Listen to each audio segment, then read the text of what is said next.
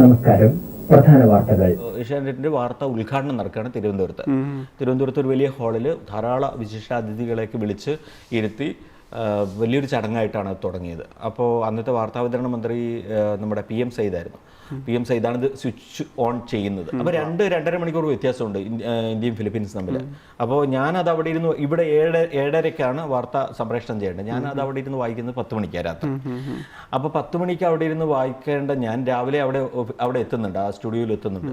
ഇത് അപ്പം തൊട്ട് ഞാനിതിങ്ങനെ മനസ്സിലിങ്ങനെ ഇതൊക്കെ ഇന്ന് 10 മണിക്ക് എൻ്റെ ആദ്യത്തെ വാർത്ത, അപ്പം ഞാനത് എങ്ങനെ ചെയ്യണം, എങ്ങനെ വേണം എന്നൊക്കെ ഇങ്ങനെ ആലോചിച്ച് ആ സ്റ്റുഡിയോയിൽ ചുറ്റും നടന്ന് ടെൻഷൻ കയറിയിട്ട് എൻ്റെ മനീഷ സത്യം. കാരണം നമ്മൾ ആദ്യത്തെ എയറിൽ പോവല്ലേ, ഇത്രയും പേര് അവിടെ കാത്തിരിക്കുകയല്ലേ. അപ്പോൾ ആ സന്ദർഭം ആകുമ്പോഴേക്കും എനിക്കിങ്ങനെ ടെൻഷൻ കൂടി വന്നു.